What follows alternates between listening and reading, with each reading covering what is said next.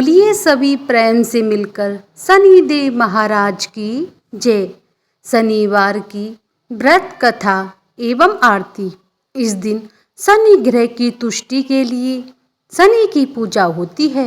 काला तिल, काला वस्त्र, तेल, उर्द शनि को बहुत अति प्रिय माने जाते हैं, इसलिए इनके द्वारा शनि की पूजा होती है।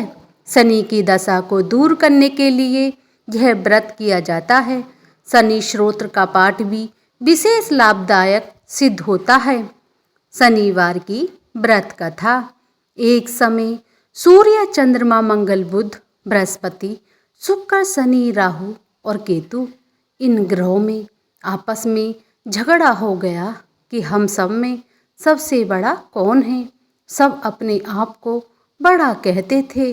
जब आपस में कोई भी निश्चय नहीं हो सका तो सब के सब आपस में झगड़ते हुए इंद्र के पास गए और कहने लगे कि आप सभी देवताओं के राजा हो, इसलिए आप हमारा न्याय करके बतलाओ कि हम नवों ग्रहों में सबसे बड़ा कौन है। राजा इंद्र इनका प्रश्न सुनकर घबरा गए और कहने लगे, मुझ में यह सामर्थ्य नहीं है कि जो किसी को बड़ा या छोटा बतलाऊं। मैं अपने मुख से कुछ नहीं कह सकता हूँ। हाँ, एक उपाय हो सकता है। इस समय पृथ्वी पर राजा विक्रमादित्य दूसरों के दुखों का निवारण करने वाला है, इसलिए तुम सब मिलकर उन्हीं के पास जाओ, वही तुम्हारे दुखों का निवारण करेंगे। ऐसा वचन सुनकर सब ग्रह देवता चलकर भूलोक में राजा विक्रमादित्य की सभा में जाकर उपस्थित हुए और अपना प्रश्न राजा के सामने रखा। राजा उनकी बात सुनकर बड़ी चिंता में पड़ गए कि मैं अपने मुख से किसको बड़ा किसको छोटा बतलाऊं। जिसको छोटा बतलाऊंगा वही क्रोध करेगा। परंतु उनका झगड़ा निपटाने के लिए एक उपाय सोचा। उन्होंने सोना, चांदी, कांसा, पीतल, सीसा, रांगा, जस्ता, अभ्रक और लोहा नवों धातुओं के 9 आसन बनवाए। सब आसनों को क्रम से, जैसे सोना सबसे पहले और लोहा सबसे पीछे बिछाए गए थे। इसी के पश्चात राजा ने सब गिरों से कहा, आप सब अपने अपने सिंहासनों पर बैठिए। जिसका आसन सबसे आगे वह सबसे बड़े और जिसका आसन सबसे पीछे वह सबसे छोटा जानिए, क्योंकि लोहा सबसे पीछे था और वह शनिदेव भगवान का आसन था। इसलिए शनिदेव भगवान ने समझ लिया कि राजा ने मुझको सबसे छोटा बना दिया है। इस पर शनिदेव भगवान को बड़ा ही क्रोध आया और कहा, राजा, तू मेरे पराक्रम को नहीं जानता है। सूर्य एक राशि पर 1 महीना, चंद्रमा 2.25 महीने 2 दिन, मंगल 1.5 महीना, बृहस्पति 13 महीने, बुध और शुक्र 1 महीने। परंतु मैं एक राशि पर 2.5 अथवा 7.5 साल तक रहता हूँ। बड़े बड़े देवताओं को भी मैंने भीषण दुख दिया है। राजन सुनो, राम जी को 7.5 आई तो वनवास हो गया, और रावण पर आई तो राम और लक्ष्मण ने सेना लेकर लंका पर चढ़ाई कर दी, रावण के कुल का नाश कर दिया। हे राजा, अब तुम सावधान रहना। राजा कहने लगा, जो कुछ भाग्य में होगा सो देखा जाएगा। उसके बाद अन्य ग्रह तो प्रशंसा पूर्वक के साथ चले गए, परंतु शनिदेव भगवान बड़े क्रोध के साथ वहाँ से सिधारे। कुछ काल व्यतीत हो जाने पर जब राजा को 7.5 की दशा आई तो शनिदेव भगवान घोड़ों के सौदागर बनकर अनेक सुंदर सुंदर घोड़ों के सहित राजा की राजधानी में आए। जब राजा ने सौदागर के आने की खबर सुनी तो असपाल को अच्छे अच्छे घोड़े खरीदने की आज्ञा दी। असपाल ऐसी अच्छी नस्ल के घोड़े देखकर और उनका मूल्य सुनकर चकित हो गया और तुरंत ही राजा को खबर दी। राजा उन घोड़ों को देखकर एक बड़ा सा घोड़ा चुनकर सवारी के लिए चढ़ा। राजा के घोड़े की पीठ पर चढ़ते ही घोड़ा तेजी से भागने लगा। घोड़ा बहुत दूर एक बड़े जंगल में जाकर राजा को छोड़कर अंतर्ध्यान हो गया। इसके बाद राजा अकेला जंगल में भटकता फिरता रहा। बहुत देर के पश्चात राजा ने भूख और प्यास से दुखी होकर भटकते भटकते एक ग्वाले को देखा। ग्वाले ने राजा को प्यास से व्याकुल देखकर पानी पिलाया। राजा की उंगली में एक अंगूठी थी। राजा ने उसे निकालकर प्रशंसापूर्वक के साथ ग्वाले को दे दी और शहर की ओर चल पड़ा। राजा के शहर में पहुंचकर एक सेठ की दुकान पर जाकर बैठ गया और अपने आप को उज्जैन का रहने वाला तथा अपना नाम बीका बतलाया। सेठ जी ने उसको कुलीन मनुष्य समझकर जल आदि पिलाया। भाग्यवश उस दिन सेठ की दुकान पर बिक्री बहुत अधिक हुई। तब सेठ उनको भाग्यवान पुरुष समझकर भोजन कराने के लिए अपने साथ ले गए। भोजन करते समय राजा ने आश्चर्य की बात देखी। खूंटी पर हार लटक रहा है और खूंटी उस हार को निगल रही है। भोजन के पश्चात कमरे में आने पर जब सेठ जी के कमरे में हार नहीं मिला तो सबने यही निश्चय किया कि सिवाय बीका के और कोई इस कमरे में आया ही नहीं, अतः अवश्य ही उसी ने हार चोरी किया है। परंतु बीका ने हार लेने से मना कर दिया। इस पर 5-7 आदमी इकट्ठे होकर उसको फौजदार के पास लाए। फौजदार ने उसको राजा के सामने उपस्थित कर दिया और कहा, ये आदमी तो भला प्रतीत होता है, चोर मालूम नहीं होता, परंतु सेठ का कहना है इसके सिवा और कोई घर में आया ही नहीं, अवश्य ही इसने चोरी की है। तब राजा ने आज्ञा दी इसके हाथ पैर कटवा कर चौर किया जाए। राजा की आज्ञा के तुरंत पालन किया गया और बीका के हाथ पैर काट दिए गए। इस प्रकार कुछ काल व्यतीत हो जाने पर एक तेली उसको अपने घर ले आया। कोलू पर उसको बिठा दिया। बीका उस पर बैठा हुआ जुबान से बैल हाँकता रहा। शनि की दशा समाप्त हो गई और एक रात को वर्षा ऋतु के समय वह मल्हार राग गाने लगा। उसका गाना सुनकर उस शहर के राजा की कन्या उस राग पर मोहित हो गई और दासी को खबर लेने के लिए भेजा कि शहर में कौन गा रहा है। दासी सारे शहर में फिरती फिरती क्या देखती है कि एक तेली के घर में चौर गया राग गा रहा है। दासी ने महल में आकर राजकुमारी को सब वृत्तांत सुना डाला।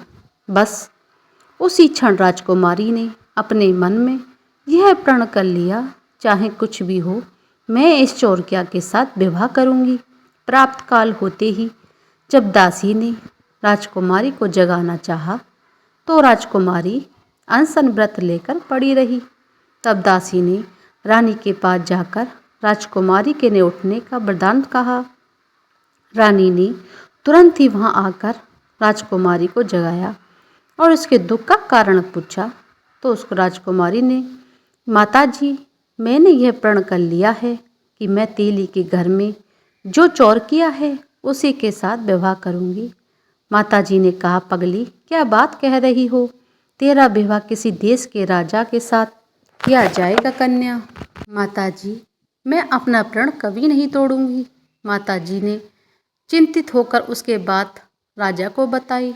जब महाराज ने भी आकर यह समझाया कि वह अभी देश देशांतर में अपने दूत भेजकर सुयोग्य रूपवान एवं बड़े से बड़े गुणी राजकुमार के साथ तुम्हारा विवाह करूँगा, ऐसी बात तुमको कभी नहीं विचारनी चाहिए। कन्या से कहा, पिताजी मैं अपने प्राण त्याग दूंगी परंतु दूसरे से विवाह नहीं करूंगी। इतना सुनकर राजा ने क्रोध से कहा, यदि तेरे भाग्य में ऐसा ही लिखा है तो जैसी तेरी इच्छा हो वैसा ही कर। राजा ने तेली को बुलवा कर कहा, तेरे घर में जो चौरकिया है उसके साथ मैं अपनी कन्या का विवाह करना चाहता हूँ। तेली ने कहा, ये कैसे हो सकता है, कहाँ आप हमारे राजा, कहाँ मैं एक नीच तेली। परंतु राजा ने कहा, भाग्य के लिखे को कोई टाल नहीं सकता है, अपने घर जाकर विवाह की तैयारी करो। राजा ने उसी समय तोरण और बंधनवार लगवाकर अपनी राजकुमारी का विवाह चौरकिया के बना विक्रमादित्य के साथ करा दिया। रात्रि को जब विक्रमादित्य और राजकुमारी महल में सोए हुए थे, आधी रात के समय शनिदेव भगवान ने विक्रमादित्य को सपने में कहा, राजा कहो मुझको छोटा बतलाकर तुमने कितना दुख उठाना पड़ा है। राजा ने क्षमा मांगी। शनिदेव ने प्रसन्न होकर विक्रमादित्य को हाथ पैर दिए। तब राजा ने कहा, महाराज मेरे प्रार्थना स्वीकार करें। जैसे दुख आपने मुझे सौंप दिया है ऐसा और किसी को न दे। शनिदेव ने कहा, तुम्हारी यह प्रार्थना स्वीकार करता हूँ। जो मनुष्य मेरी कथा को सुनेगा या कहेगा उसको मेरी दशा में कभी किसी प्रकार का दुख नहीं होगा और नित्य जो मेरा ध्यान करेगा या चींटियों को आटा डालेगा उसके सब मनोरथ पूर्ण हो जाएंगे। इतना कहकर शनिदेव भगवान अपने धाम को चले गए। राजकुमारी की आंखें खुली। उसने राजा के हाथ पांव सही सलामत देखे तो आश्चर्य को प्राप्त हुई। उसको देखकर राजा ने अपना समाधान कहा, मैं उज्जैन का राजा विक्रमादित्य हूँ। यह बात सुनकर राजकुमारी अत्यंत प्रसन्न हुई। प्राप्त काल राजकुमारी से उसकी सखियों ने पूछा तो उसने अपने पति का नाम संबत वृदान कह सुनाया। तब सबने प्रशंसापूर्वक प्रकट और कहा, ईश्वर ने आपकी इस मनोकामनाएं पूर्ण कर दी हैं। जब उस सेठ ने यह बात सुनी तो विक्रमादित्य के पास आया और राजा विक्रमादित्य के पैरों पर गिरकर क्षमा मांगने लगा। आप पर मैंने चोरी का झूठा दोष लगाया है, अतः आप मुझको जो चाहें दंड दे दें। राजा ने कहा, मुझ पर शनिदेव भगवान का कोप था, इसी कारण यह सब दुख मुझको प्राप्त हुआ है। इसमें तुम्हारा कोई दोष नहीं। तुम अपने घर जाकर अपना कार्य करो। सेठ जी बोले, मुझे तभी शांति होगी जब आप मेरे घर चलकर प्रतिपूर्वक भोजन करोगे। राजा ने कहा, यशि आपकी मर्जी हो वैसा ही करें। सेठ जी ने अपने घर जाकर अनेक प्रकार के सुंदर सुंदर भोजन बनवाए और राजा विक्रमादित्य को प्रतिभोज दिया। जिस समय विक्रमादित्य भोजन कर रहे थे, एक अत्यंत आश्चर्य की बात सबको दिखाई दी कि जो खूंटी पहले हार निगल रही थी वह अब हार उगल रही है। जब भोजन समाप्त हो गया तो सेठ जी ने हाथ जोड़कर बहुत सी मोहरें राजा को भेंट की और कहा, मेरे श्री कबर नामक एक कन्या है, उसका पाणी ग्रहण कर लीजिए। इसके बाद सेठ जी ने अपनी कन्या का विवाह राजा के साथ कर दिया और बहुत सारा दान दहेज आदि दिया। इस प्रकार कुछ दिनों तक वहाँ निवास करने के पश्चात विक्रमादित्य ने शहर के राजा से कहा, अब मेरी उज्जैन जाने की इच्छा है। फिर कुछ दिन बाद विदा लेकर राजकुमारी मन भवानी सेठ की कन्या श्री कबरी तथा दोनों जगह के दहेज में प्राप्त अनेक दास दासी रथ और पालकियों सहित विक्रमादित्य उज्जैन की तरफ चले। जब शहर के निकट पहुँचे और पूर्ववासियों ने राजा के आने का समाचार सुना तो समस्त उज्जैन की प्रजा अगवानी के लिए आई। तब बड़ी प्रशंसा से राजा अपने महल में पधारे। सारे शहर में बड़ा भारी महोत्सव मना गया और रात्रि को दीपमाला की गई। दूसरे दिन राजा ने शहर में ये सूचना कराई, शनि देवता सब ग्रहों में सबसे बड़े हैं। मैंने इनको छोटा बतलाया, इसी से मुझको ये दुख प्राप्त हुआ है। इसी कारण सारे शहर में सदा शनिदेव भगवान की पूजा और कथा होनी चाहिए। राजा और प्रजा अनेक प्रकार के सुख भोगते रहे। जो कोई शनिदेव भगवान की इस कथा को पढ़ता है, सभी को प्रेम पूर्वक सुनाता है, शनिदेव की कृपा से उसके सब दुख दूर हो जाते हैं। बोलिए शनिदेव भगवान की जय। शनिदेव भगवान की आरती। जय जय जय रवि नंदन, जय जय जय दुखी भंजन, जय जय जय शनि हरे, जय भुजचारी धरणकारी, दुष्ट दलन शनि हरे। तुम होए कुपित नित करत दुखित, धनी को निर्धन, तुम घर अनुप यमिक स्वरूप हो करत बंधन। तब नाम जो दस तो ही करत सो, बस जो करे रटन, महिमा अपार जग में तुम्हार, जपते देव तन। सब नैन कठिन नित भरे अगिन, भैंसा वाहन। प्रभु तेज तुम्हारा अति करारा, जानत सब जन। प्रभु शनिदान से तुम महान होते हो मगन। प्रभु उदित नारायण शीस नवायन धरे चरण।